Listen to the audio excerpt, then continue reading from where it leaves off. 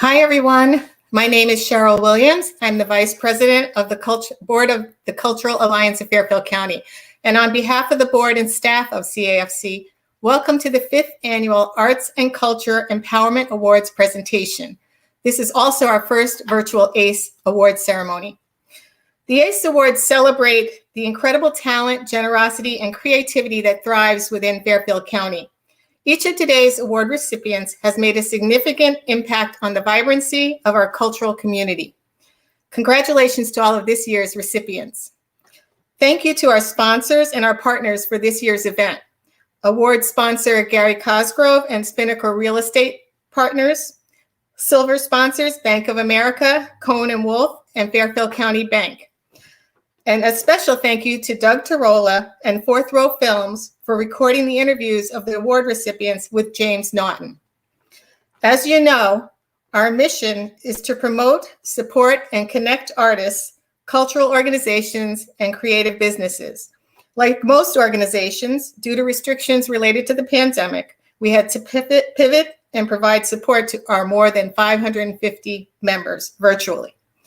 Led by CAFC Executive Director David Green, we held weekly community calls and professional development webinars with our membership to collaborate and share information about ways to continue to do business. We had the Virtual Innovation Challenge, a contest for the most innovative use of digital medium by artists, and a series of public conversations and workshops for our members to begin to respond to racism and inequity highlighted by the Black Lives Matter movement. We also want to thank our donors who have assisted us during these challenging times. Connecticut Office of the Arts, Connecticut Humanities, the Meek Foundation, the Schnurmacher Foundation, and many individuals and businesses. Now I would like to introduce our Master of Ceremonies, Tony Award-winning theater, film, and television actor and director. He has been a champion of CAFC for many years, as well as an incredible advocate for the arts, and in particular, arts education, Mr. James Naughton. Good evening. Hello, everybody. And thank you very much for that lovely introduction, Cheryl. I now have the opportunity and the privilege of introducing someone who's been very important to the Cultural Alliance. She's going to give us a live message. Her name is Liz Shapiro, and she is the head of the Connecticut Office of the Arts and Director of Arts Preservation and Museums at the Department of Economic and Community Development. Liz has been a good friend of the Cultural Alliance through the years, running the Connecticut League of History organizations. And she's been a champion of the work that we do here since she took up her new position with the Office of the Arts in May 2019. So welcome. Hello, Liz. Hi, James. Well, hello, everyone. I'm delighted to be here tonight in such outstanding company, surrounded by so many talented people. On behalf of the Connecticut Office of the Arts, I'd like to recognize the Cultural Alliance of Fairfield County as a strong and valued member of a network of statewide arts organizations that partner with us to ensure that every person in Connecticut is touched by the arts. Whether an artist, an arts organization staff member, an art student, an art teacher, or like me, a person inspired to dabble in many aspects of the arts just to satisfy my soul. The Cultural Alliance is the feet on the street for the COA in Fairfield County, an area rich in arts and cultural offerings with an outstanding variety of both artists and arts experiences. Together, we touch artists, organizations, and audiences.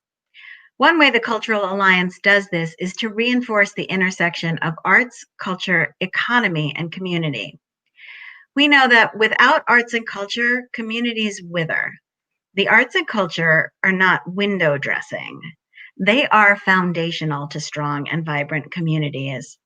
The recent virtual candidate forum hosted by the Cultural Alliance under the auspices of the National Create the Vote campaign is one way that we can let our leaders know that we will vote for candidates who stand with us in this belief.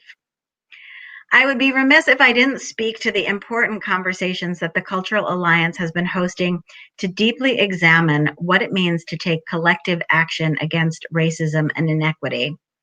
I've been fortunate enough to be involved in some of the learning, listening, and discussion during the Reimagining Arts and Culture series, hosting conversations about race, power, and privilege in the arts, and empathy in times of crisis, and what taking action means is long overdue and critically necessary, and it is brave. The Connecticut Office of the Arts is committed to working with organizations as they reimagine the path and take action to transform past ways of thinking and move towards creative justice for all. This work is personally important to me, and I laud you for doing it.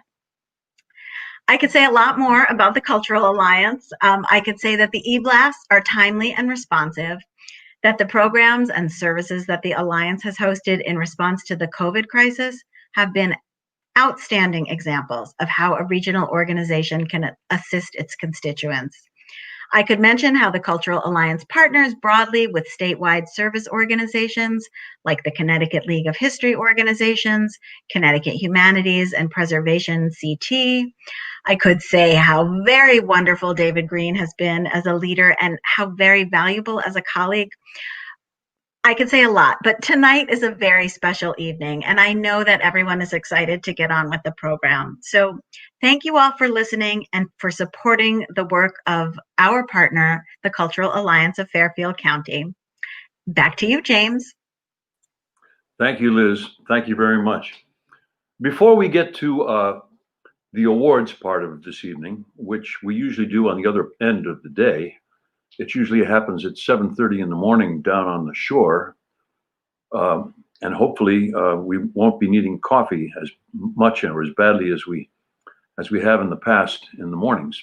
This might be a nice way to go. But before we get to the awards, we have 5 very distinguished awards and awardees that you're going to meet tonight. We have a guest speaker who is also very distinguished. She's a Tony Award-winning actress and activist. She's a resident of Fairfield and someone that I've known for quite a long time.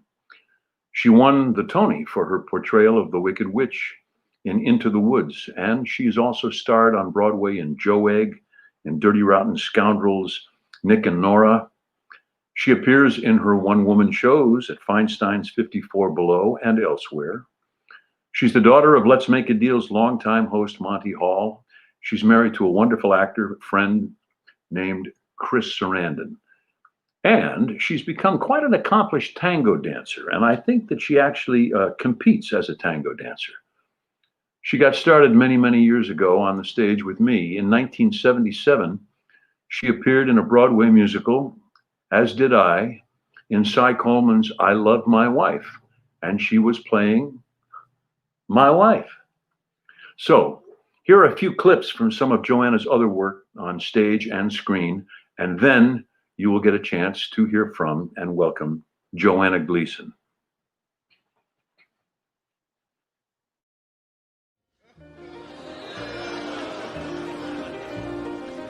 What was that?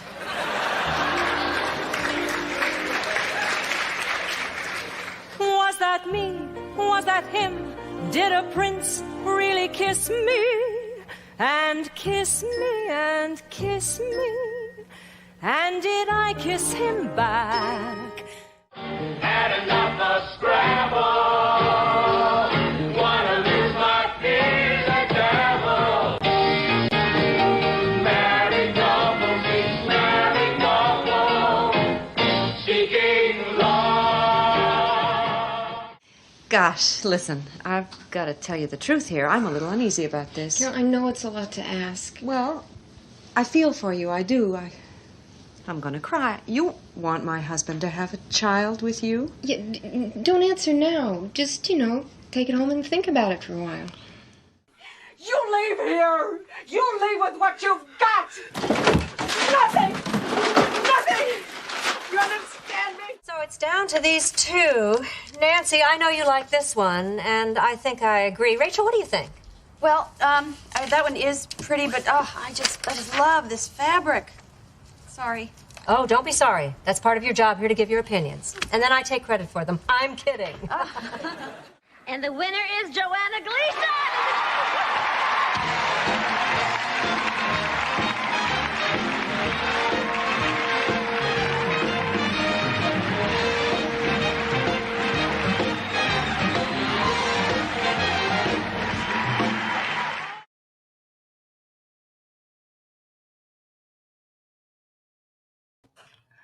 Well, you know, first of all, it was not the Wicked Witch, it was the baker's wife. The Wicked Witch will come and kill me in my sleep. But I got a little verklempt watching that clip just now and remembering that all I needed to worry about back then was coming up with $275 a month for my Upper West Side apartment. First of all, I want to congratulate the honor being made. When I was asked to speak about how essential the arts were to me in my life, I started thinking about that time just long before those clips, before I was emotionally articulate, before I could name my feelings. From Canada to the States, one coast to the other, and I was always the new kid. I made some friends, but also I spent a lot of time looking into the mirror, reciting poems, song lyrics, just gibberish, anything into the mirror. My mirror image was a constant friend. And after about the fourth time we moved, I became reluctant to make new friends. I was thinking, well, maybe we would pull up roots and move again. It turned out not to be the case. My folks lived in that then hardwired. I was hardwired to feel alone, lonely. When we lived in Canada and on the East Coast in New York, I would wait for winter. I longed for it because I could skate on the pond in Eastchester where my tap dancing dentist lived, or I could skate at the bottom of our hill, the bottom of Broadview Avenue in New Rochelle. I would narrate out loud. I was in the Olympics, and I imagined that I had on an amazing short dress and my hair in one of those routine, usually something Russian and very moody. And I imagined I was beautiful. Now, in truth, I could only skate backwards and forwards and do just like a half of a 3-turn, but in my mind, I was free and soaring. I had a vision of myself apart from school or family. I was expressing myself in a way that I couldn't at home or at school. I could be emotional on the ice. I could talk back to my parents. I could accuse the teacher of deliberately humiliating me. As I got older, even as I heard my dad yelling, don't skate out that far. You don't know the ice, you don't know, danger. I wanted nothing more than to take off. Skate to a kind of freedom. And now listen, in my family, there was a home, so it wasn't hard to imagine that I was being pursued, you know, giant fur hats and dogs barking, nipping at my heels. But in my pre-adolescent mind, I was skating away from oppression, from loneliness, from being the new kid, from the fear that every other student already knew the answers and please don't call on me in class. And I was embarrassed when I was called on in class. Had trouble speaking in public. I could shake and skate away from the tension in our house when Dad would be working hundreds or thousands of miles away and leaving Mom just to raise us on her own. And equilibrium was restored. I had developed a rich imaginary life. I had to. It was my comfort. But the greatest thing about it was also portable. When we landed in California, the final move, and I met Mr. John Ingle, the high school drama teacher, everything changed. First of all, there was at my high school a thriving drama department, and I was lucky. I got cast in a lot of them. We were expected to read 10 plays a week, 10 plays a week, and this is while taking all our other classes. Much was expected of us. I played character parts, I painted scenery, I dyed kimonos for our production of The Mikado, and then I went on stage and played the love-spurned spinster Katisha. I also played the love-spurned spinster Verena in a play by Truman Capote, and at one point I asked Mr. Ingle if I would ever play someone sweet and pretty. And he said, well, sure, I guess, if you want to, but they're not a challenge. All good roles are character roles, pretty or not. Stop looking in the mirror. Look out the window. Learn about others, and you'll work forever. Bless him. Bless all the teachers. Bless the teachers who open the windows for the shy, lonely, inarticulate kids, to the kids at the most confusing, overwhelming stage of life, to the ones whose home circumstances are so loaded with real world.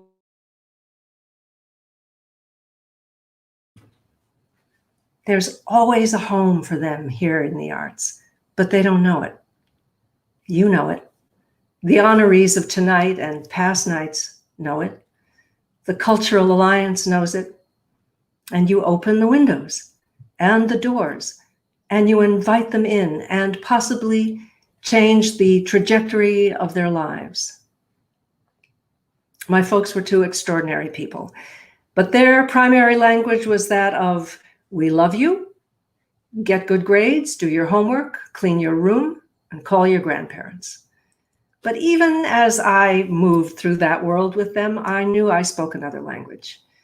And I found myself at last understood, fully understood, by actors, dancers, painters, writers, musicians, costume designers, set builders, by the ticket takers, the photographers, the filmmakers, and the teachers who taught them all.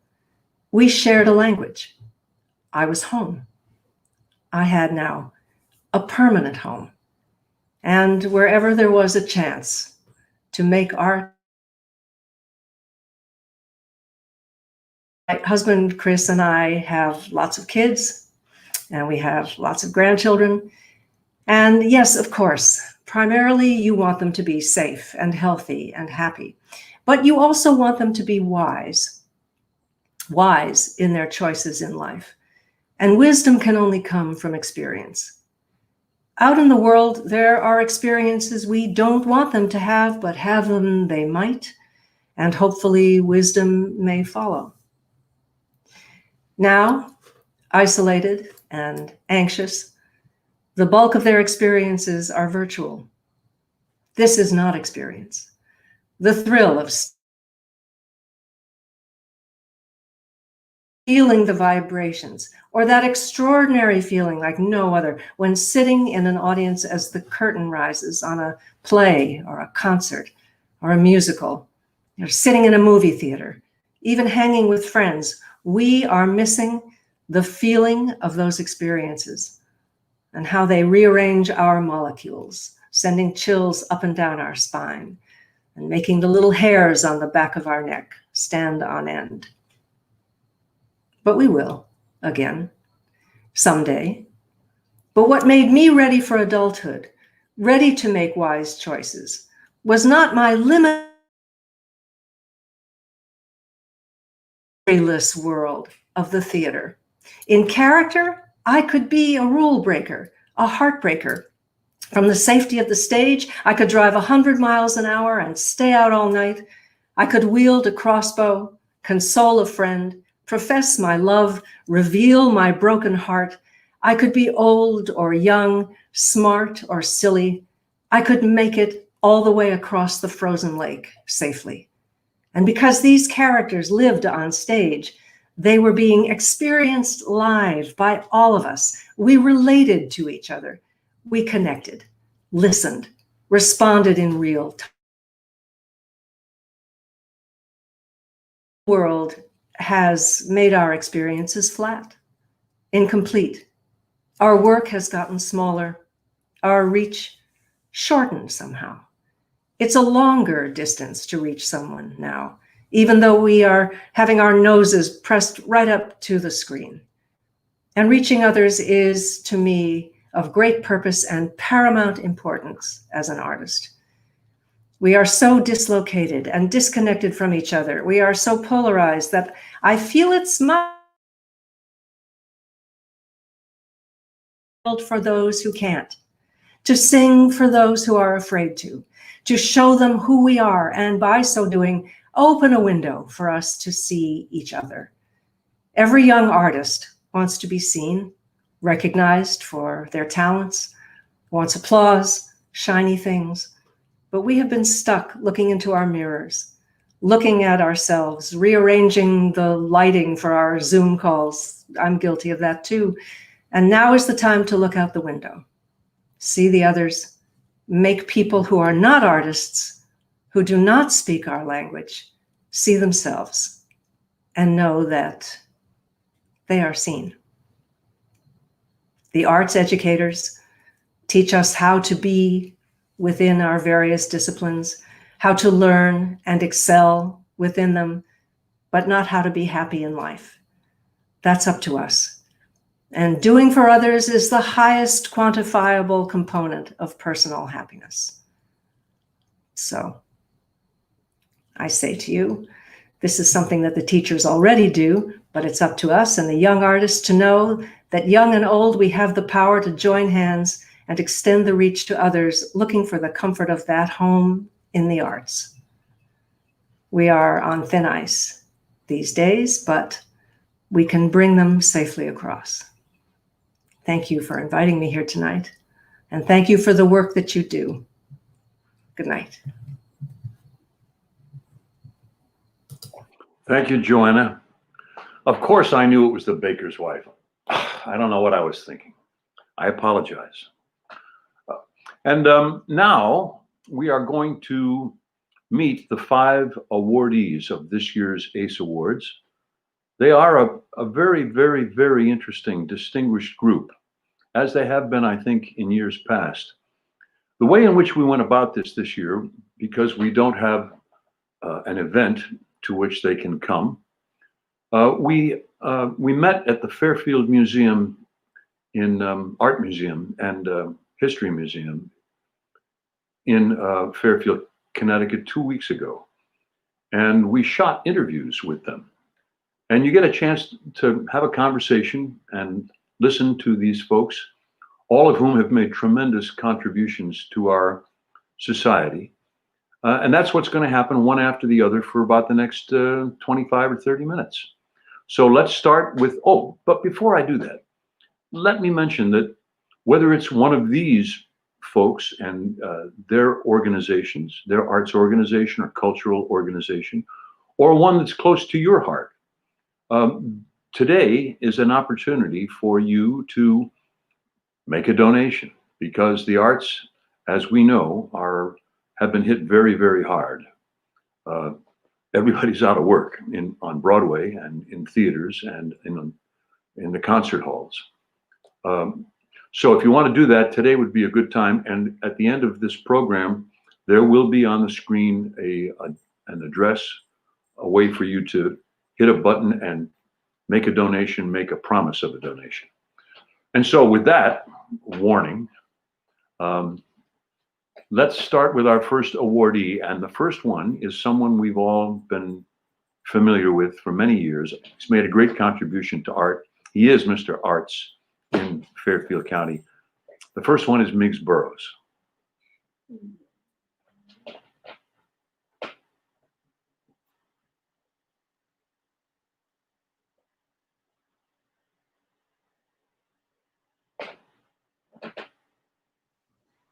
Well, and now it's time to introduce our first award.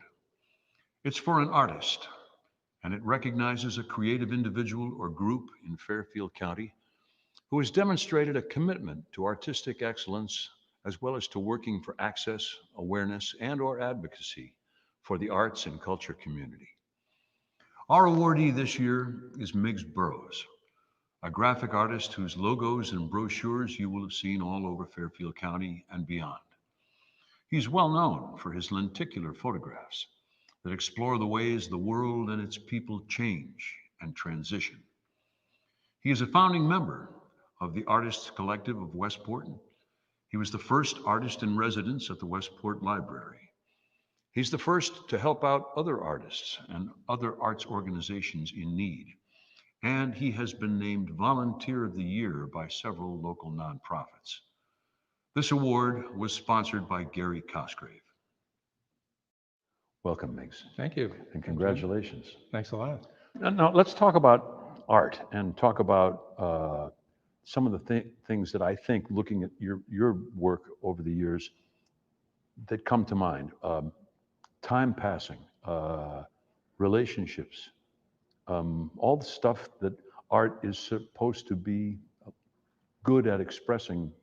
I'm interested in that because in a lot of the things that you have done that I've seen, not that I've seen them all, there is that quality of, so these are things that you think about. And I think let's have a conversation about how those are the kinds of things that art can address. Yeah, passage of time, transitions have always, the tiniest, and I guess actors have to, you understand this and work with it too, is these small choices you make that change your whole life and these transitions.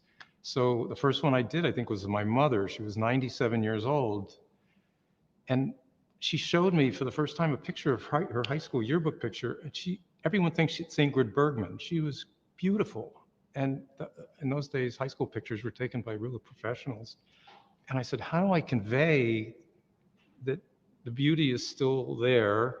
She's 97, but it's the same person with just a different mask on, and vice versa. Anyway, so that started me with this lenticular process where you can see two images. Yet you have spent your career life really as a graphic artist, right?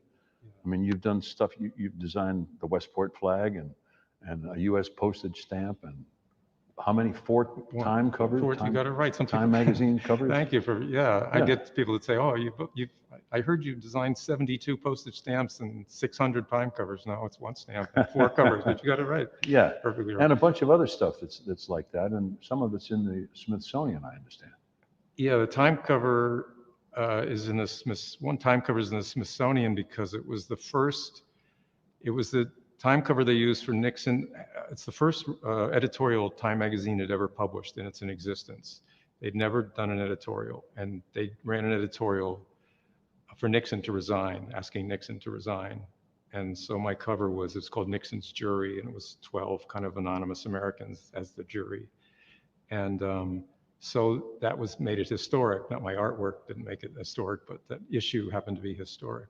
Well, you mentioned the fact that we've been known, Westport's been known as an arts community for a long, long time, 100 years, right, or more. And it really was. And because there were a lot of artists who lived here and other luminaries in the arts. Performers, like the Newmans and people like that, and performers and writers. So maybe that's the thing to think about, trying to restore and keep hold of. Yeah, well,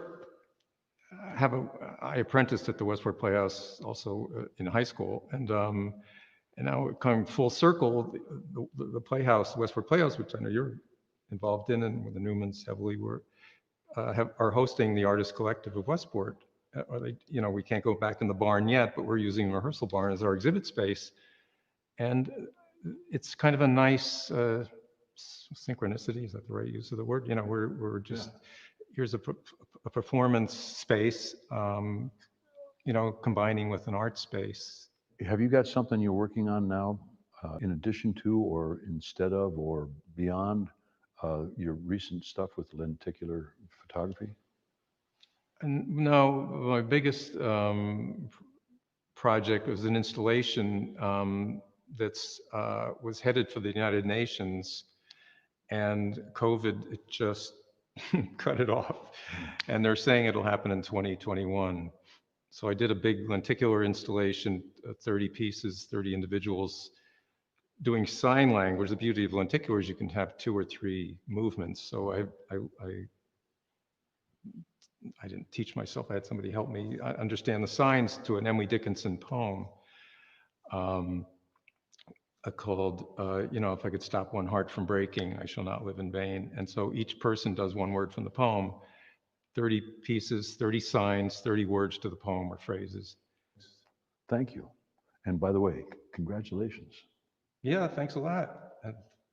The best part for me is I designed the award. Now I get That's right, one. you did. But the library deserves a lot of credit. Mike Altus, if I can give him a plug, he 3D printed these. I just did a two-dimensional thing. I mean, you can look at it straight on, and he extruded it and figured out the whole 3D dimensions of it in the library, at the library's makerspace. Made that happen. Thanks. Thanks, Jim. Yeah, my pleasure.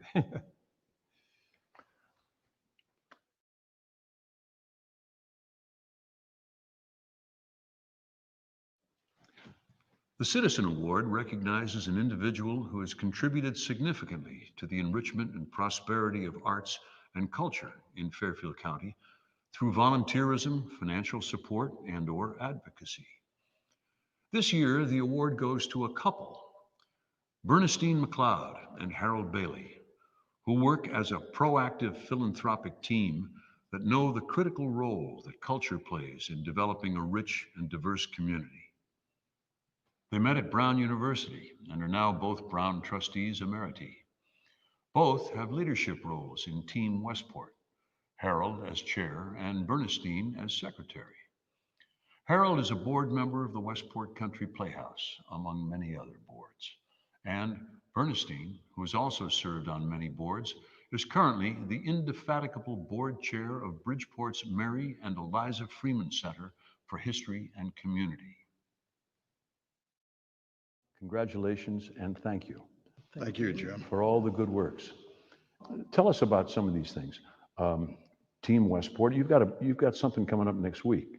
Yeah, Team Westport was started because of an incident in town, which I won't get into, that helped.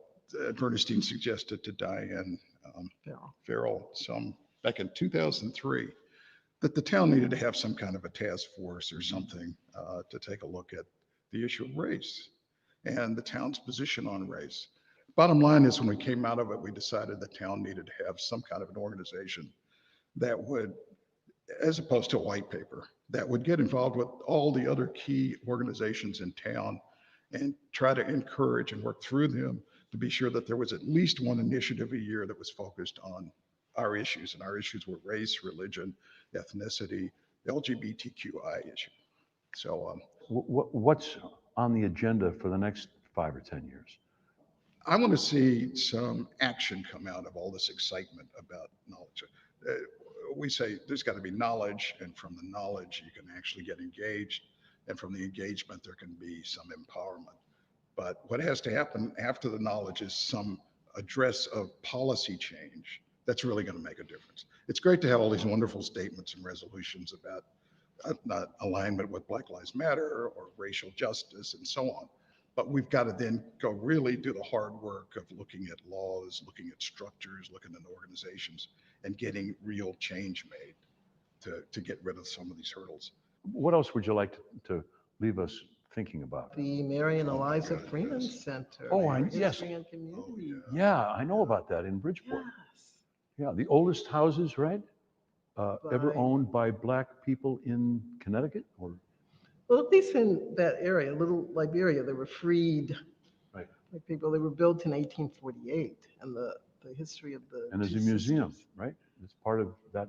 There will be. We, Maisa Tisdale was able to,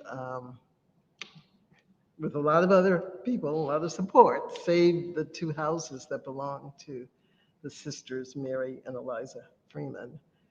So we are embarking upon a restoration project.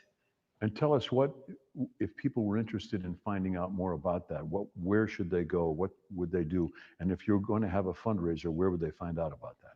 Okay, well, we're just sending out the invitations, but our website is www.freemancenterbpt.org. Start with Freeman Center in Bridgeport, Center, right? And BPT is Bridgeport. Yeah. .org. Okay. And we are now about to embark on a project that will continue to. The digital timeline. Yes. Okay. I'll get to that, but I just want to say one more thing about the Freeman House. A couple of nuggets here. The richest person everybody knows who was in Bridgeport back in the 1800s. P.T. Barnum. P.T. Barnum, who was the second richest person. Okay, so it was Mary. Yeah, I think it was Mary Freeman. Mary Freeman. Really? Mary Freeman. This was a black woman. Yeah. Now, how did that happen? It happened because that whole area of Bridgeport was the equivalent of Martha's Vineyard for black people in the 1800s. People used to come from all over the country to come there. There were hotels, there were hospitals, there were stores, there was a library, there was all kinds of facilities just for black people. Was that called Little Liberia? It's called Little Liberia. Yes, and we're celebrating the 200th year of Little Liberia, and that's the, I guess, the foundation for our fundraiser. But on this digital timeline, finally at Brown, one of the things we started to pioneer up there was, instead of writing a book and writing things down about the history of the progression of black people at Brown. For instance, when I was there, there were 7 black people in my class. I think there were 11 in yours. Yes. A couple of years ahead male of and me. female, yes. And in your class, I think there were, what, 2?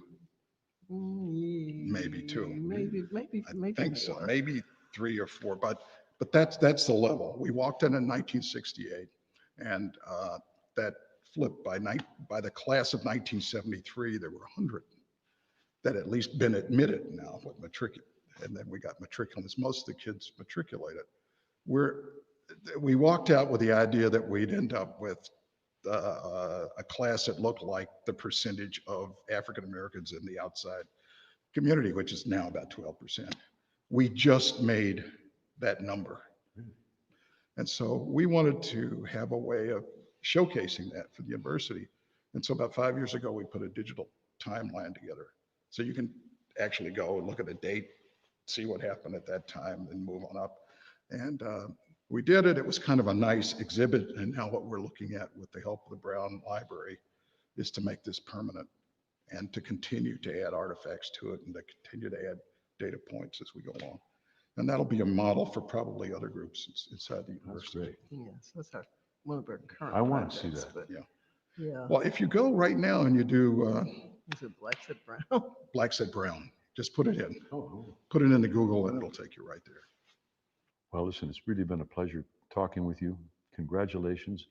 You certainly do deserve this award. You know, I've been associated with this organization and doing this event, kind of emceeing the awards ceremony, the ACE Awards, every year for the last, I don't know how many years we've been doing it. And so I've seen a lot of bios on that a lot of people have come up with. But boy, I haven't seen anything like what the two of you have accomplished and been after and been up to the benefit of a lot of people and a lot of children and a lot of communities. So thank you very much. Oh, thank you, Jim. It's very kind. Yeah, well, I mean it.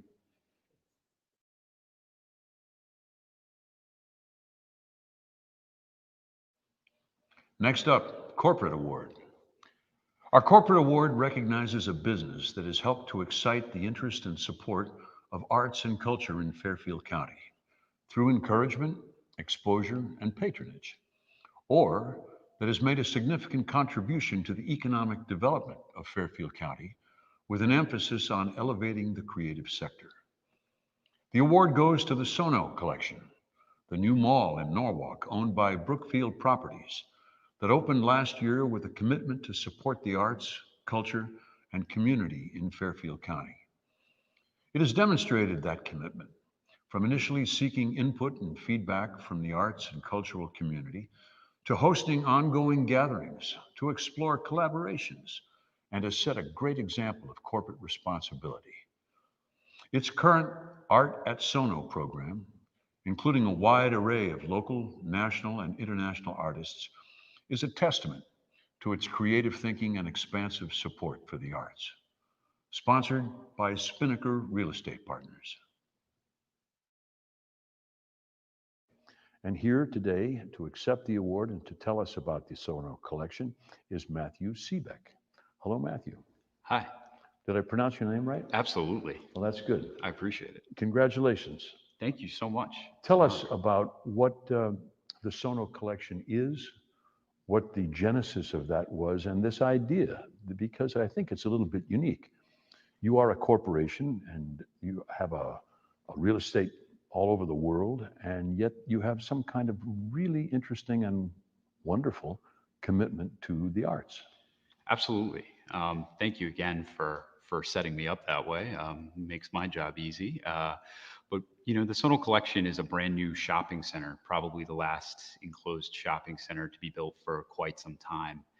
And we chose Norwalk, Connecticut to build, not only because we felt like it was a market that could use probably the last market for a new retail shopping experience, and one that our key tenant relationships really wanted to get involved in. Bloomingdale's and Nordstrom really love Southwestern Connecticut. We were able to use those partnerships to justify our build. The anchor stores. Yes.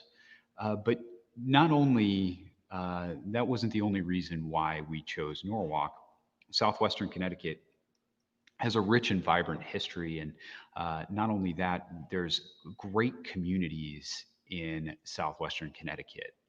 And one of our mandates as Brookfield Properties Retail, and specifically with a new build with the SoNo Collection, is to establish great community relationships.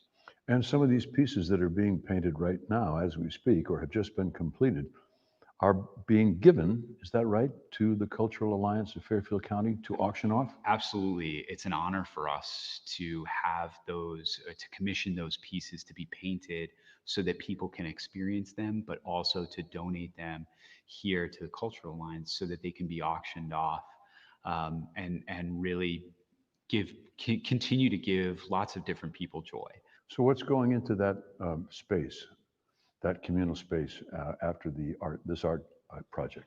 Yeah, we have lots of different plans for engagement through those areas. Now, COVID has changed a lot of what we intended to do. I think we had really hoped to see these as different separate spaces for people to engage, whether it be a live performance or whether it be just a place to gather or to get some work done.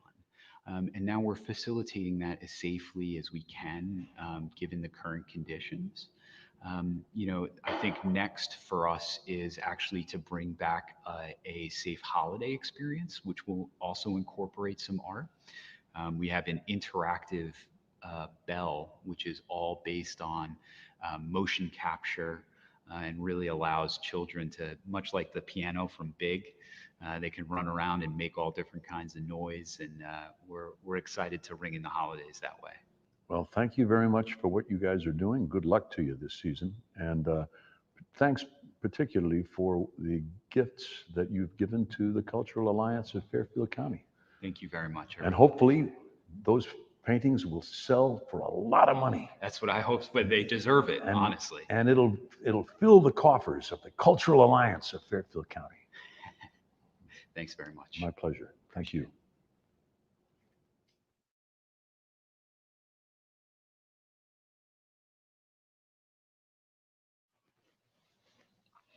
Our Educator Award recognizes an individual, nonprofit, or creative business that has made a substantial impact on the arts and cultural education of students and citizens of Fairfield County through innovative approaches to programming, access, and/or advocacy. The award goes to Elizabeth Gaynor, dancer, teacher, arts advocate, and a pivotal figure in the performing arts in Connecticut for more than 50 years. In 1970, she founded the Elizabeth Gaynor Studio, a single class for 5-year-olds in a small studio in her home. Over the years, this grew into the Connecticut Dance School, now widely known for its excellent standard of dance technique. Offering scholarships to area children and outstanding performances for the public schools in the greater Bridgeport area, the school has provided thousands of local children the opportunity to experience the joy of a live dance performance. Welcome, Elizabeth, and congratulations. Thank you. So tell us, how did you become the founder of a dance school that has lasted for so long and has had so many distinguished graduates? Well, because I'd always worked with children. I'd always been teaching. An older daughter had taken some classes locally, and I wasn't completely decided where the best place was, and decided I have taught so many things. I love to dance. I like to work with children. Let's go. And something happened that changed when you went from teaching a few 5-year-olds in your home to institutionalizing. Oh, well, it happened very slowly and gradually. The next year, I had 2 classes. The 5-year-olds were now 6-year-olds. And so a new group came in. And in about that time, we began to outgrow the little home studio and moved. The history of the school has been many moves. Well, in reading about what you have accomplished, one of the things that struck me was that in addition to teaching dance for 50 years, you've made it available with scholarships to people who didn't Oh, have yes, the always. means to pay. And you've also taught children with all kinds of different disabilities. Yes, well, I used to include them in a class, but there seem to be more now. And we have a special class at the school, Dance for All Abilities, we call it. And they have various handicaps, but 2 trained teachers who are doing a wonderful job. I remember when I was a young parent looking at our little teensy babies bouncing to the rhythm of music that was playing in the house. And I was told that dance was perhaps our first artistic expression. Do you think that's true? Oh, absolutely. Yeah. I do. It's instinctive. Mothers who call the school, the first thing they say usually is, well, my child dances all over the house. She's born to dance. And you've had graduates from your school who've become professional dancers. Oh, yes, indeed. Our most famous graduate has been principal dancer at Ballet West for 15 years now. She's near retirement, a Fairfield girl, incidentally. Wonderful. You must need to raise money to be able to pay for scholarships for people. How do you go about that? Is there a... Oh, yes. Unfortunately, even our tuition don't quite cover our costs. So we have, our biggest moneymaker was the Nutcracker, which unfortunately we cannot do this year. And that we did at Fairfield University. And that would bring in considerable money to help us go through the year. And we would have a benefit performance in the spring. Some of our older students would dance, but it wasn't, there was also a big party and an auction, and that made money for us too. So if there are people in the community who'd like to donate to your organization, where would they send the money? Oh, to Connecticut Dance School. Yes, where is that? And we're in Fairfield. We're located on just off Commerce Drive. Mm-hmm. So they can Google the Connecticut Dance School and find Oh, your yes, address we have a website. and stick a check in the mail. Indeed. That would be wonderful. Indeed. Well, thank you very much and congratulations to you. Our Educator of the Year, Cultural Alliance and of Fairfield County, to Ms. Elizabeth Gaynor. Thank you.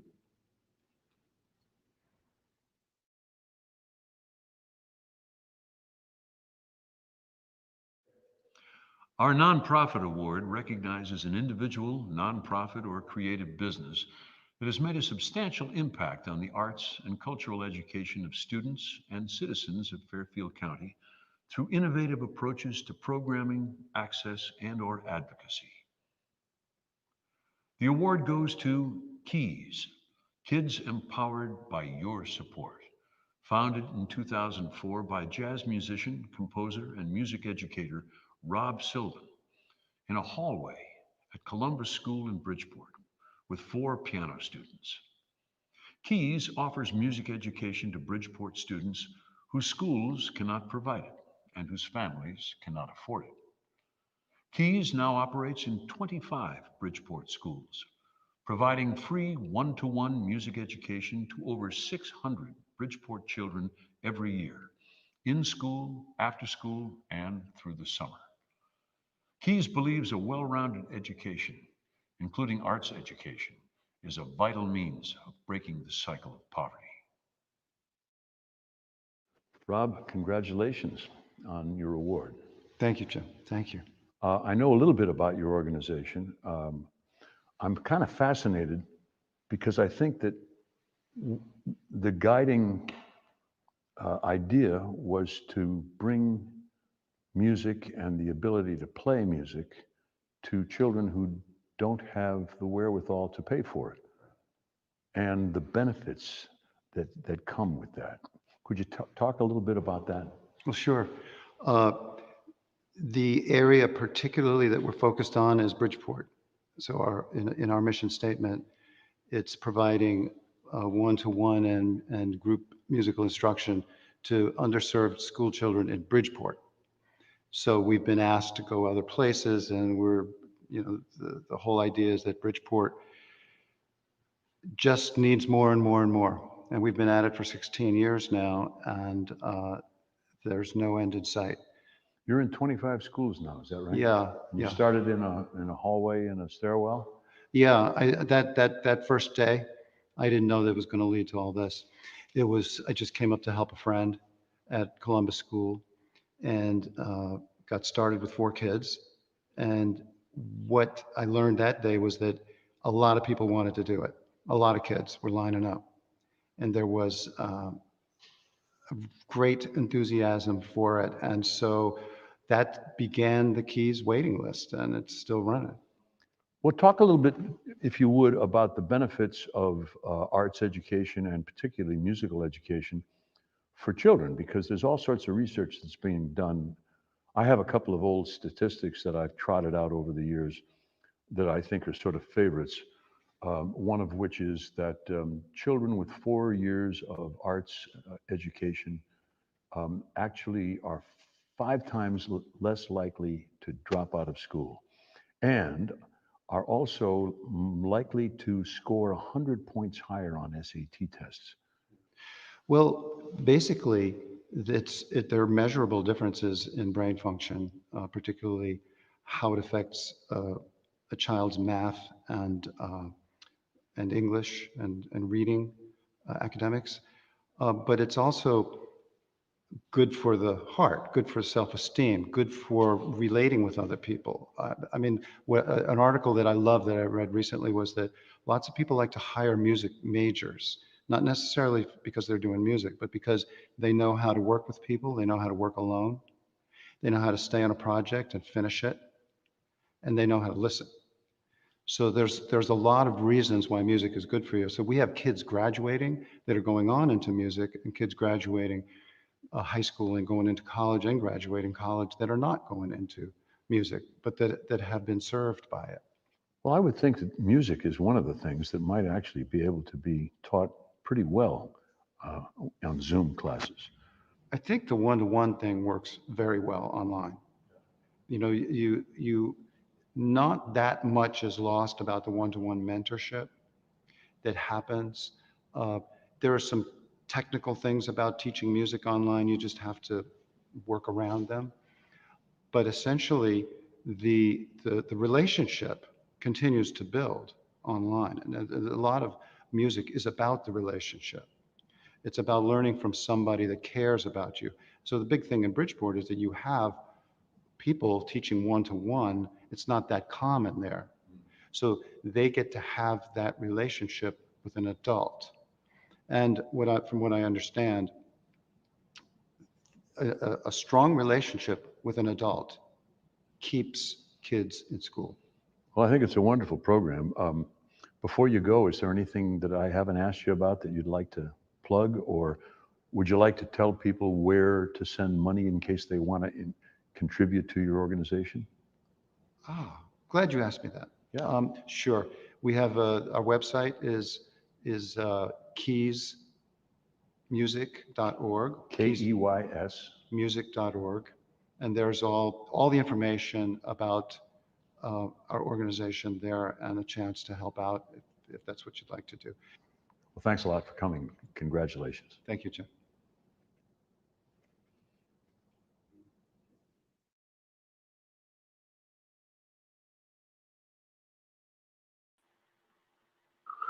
Well, I don't know about you, but I love being a part of this organization, and I love being present at these ACE Awards because you meet so many people that are inspiring, whether it's Keys or the Connecticut Dance Company or Team Westport, or there are just so many people doing so many wonderful things for other people in our community. And so I encourage you, whether you want to send money to the Cultural Alliance, or if you want to send it specifically to any one of these organizations, please do, because obviously there are all these children in Bridgeport, 600 or something at a time per year, who are benefiting from an awful lot of good works. And it's going to help these kids and help the communities and help their families. So it's a good way in a time like this when we're all sort of challenged to get out of our house or get out of our little worlds and do something wonderful for somebody else. So this concludes our 5th and first virtual ACE Awards celebration. I think you'll agree with me that these were some inspiring and impressive awardees. Living right here among us and working among us in Fairfield County. And we are all richer for their presence and their inspired hard work. In closing, I want to thank especially Mr. Doug Tarola, founder and owner of Fourth Row Films, and his team for filming our interviews of the awardees with such professionalism. Doug, it was fun. We had a good afternoon a couple of weeks ago. Thank you also to the Fairfield Museum and History Center for allowing us to use that really marvelous meeting room. If you haven't been there, you should go and check it out, Fairfield Museum and History Center. I want to thank especially the board and the staff of the Cultural Alliance of Fairfield County for bringing us all together and helping us realize, especially in these strange and difficult times of isolation and lockdown, which I'm afraid we have more of coming at us this winter, how much we need each other, and how the power of the arts and culture inspires us and will help us see it through.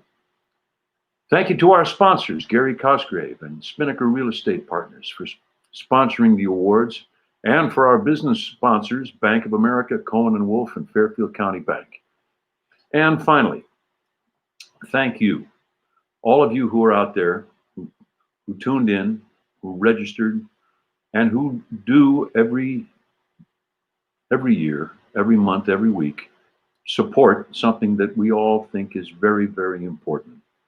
And that is culture and arts here in America.